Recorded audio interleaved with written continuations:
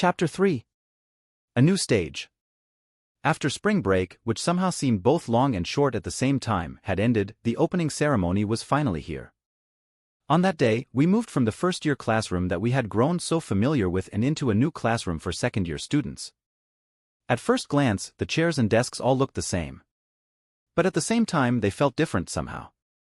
The first thing that we saw awaiting us when we arrived at the classroom was a message written on the blackboard. Sit in the same seats you were assigned in your first year and wait.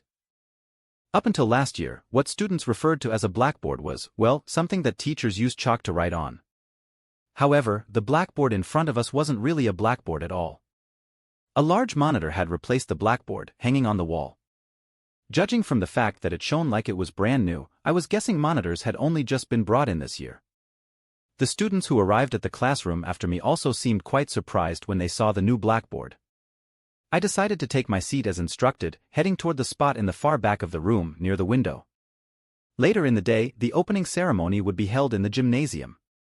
After that, the homeroom instructors would spend about 2 hours going over the schedule and the requirements for this year, and then we would be dismissed later in the morning. Since spring break had only just ended, some students still seemed to be in a bit of a daze. Friends who hadn't seen each other for a while were talking animatedly about things like what they were up to during the break. While I was randomly surfing the internet on my phone looking for information, someone called out to me. "Hey!"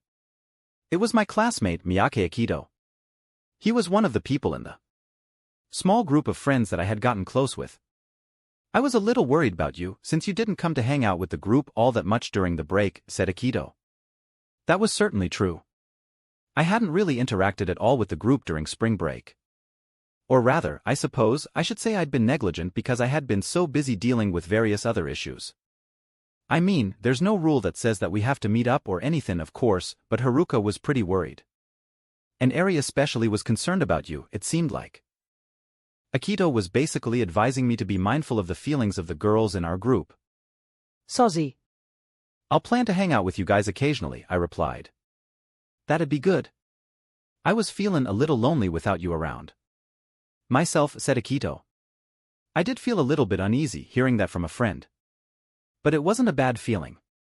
Akito gave me a light wave, as if to tell me he wasn't planning on hanging around my seat for long, and then returned to his own desk.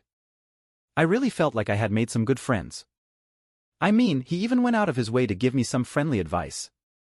After he had left, I didn't feel like fiddling around with my phone anymore, so I decided to listen in on what the other people in class were saying. The topic of conversation had shifted from what people did over spring break to the new students. Tomorrow was the entrance ceremony when new first-year students would arrive. Last year, we Class D students had gotten carried away by the good treatment we received from the school at first and been tripped up as a result. But that was understandable. We were given 1,000 class points immediately upon enrollment, the equivalent of 100,000 yen.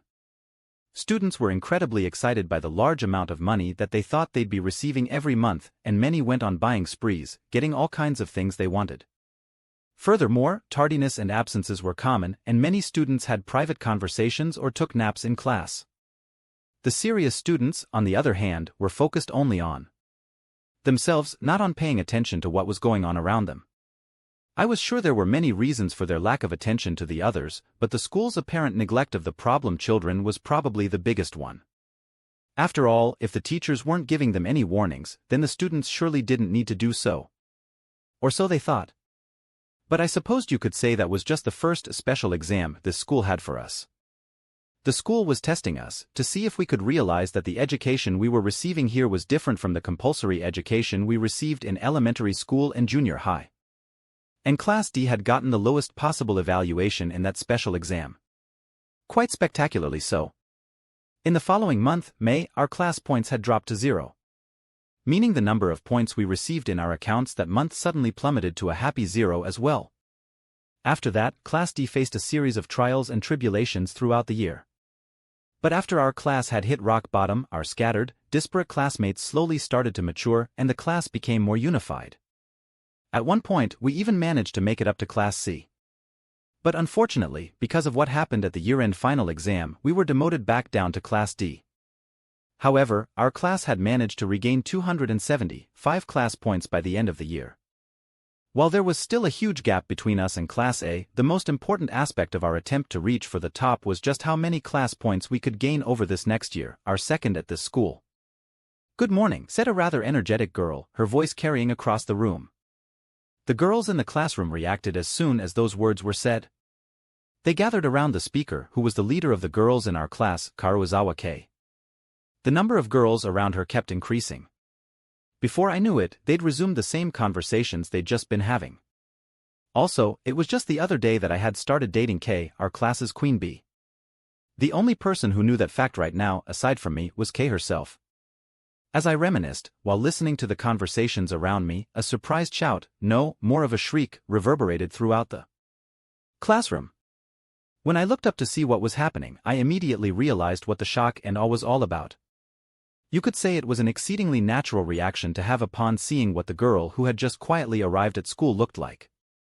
The girl, despite attracting the attention of everyone around her, didn't react at all to everyone's surprise. Instead, she went to take her seat right next to mine. Her formerly long, beautiful black hair was gone. It was now rather short, not even shoulder length. She had reconciled with her older brother, Horikita Manabu, and decided to say goodbye to her past self, cutting her hair to reflect that decision. It was precisely because I knew that I wasn't surprised right now, but I supposed that if this were my first time seeing her like this, I would probably have reacted similarly to those around me. "Susan? Your hair. What happened to your hair?" shouted Suda-ken, flustered.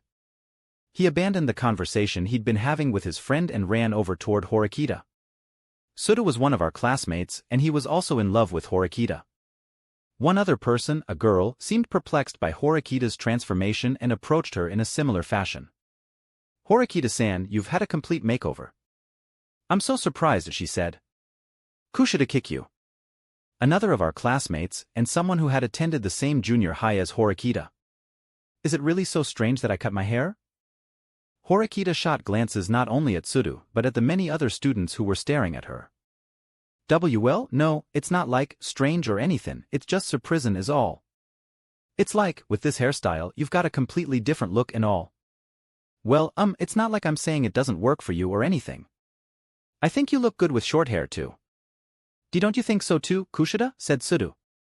While the sudden change in her appearance certainly had quite the impact, from Suda's point of view, things like the length of her hair were trivial. If anything, he welcomed his crush's new look with open arms, showing that he was quite happy about it. However, Kushida couldn't really hide her discomfort when Suda suddenly put her on the spot, asking for her to agree. "Yeah, I suppose. Yeah. I think it looks good on her. But did something happen?" She must not have wanted to explain what she thought in detail, because she shifted the topic of conversation to asking about the reason Horikita had cut her hair. "Wait, what do you mean, did something happen?" "Like what?" asked Sudu, jumping at Kushida's question before Horikita could respond herself. "Well, for example, maybe she had her heart broken or something," said Kushida. "Be broken?" stammered Sudu. "If I had to say anything, it's an expression of my determination," replied Horikita without skipping a beat, as if trying to banish the words heart and broken from the air. "Oh, okay, I see. Yeah, there's no way you'd have your heart broken or something, right?" said Sudu. Despite saying that, he seemed like he was breaking out in a cold sweat. "Now that we're second-year students, I'm going to fight to make sure Class D rises to the top. And I want to do what I can to make that happen," said Horikita. "I see, okay. Well, in that case, maybe I'll try the opposite, grow my hair out," said Kushida. She made it sound cutesy, but the words somehow also conveyed how she really felt deep down. She was upset that her hair was the same length as the person she hated. I didn't think anyone would assume she was being serious about growing her hair out long, but she might actually do just that. I couldn't help but imagine the raging emotions hidden inside what she just said. "If you're satisfied, could you both return to your own seats?" snapped Horikita. She clearly didn't want people to stand around and gawk at her this much, whether her hair was long or short. Though Horikita's new look had certainly had a significant impact on the people around her, she seemed to be rather unhappy with the attention it was getting her. She looked like she was in a bad mood now, but fortunately enough, the bell rang soon afterward, bringing the chatter to an abrupt end.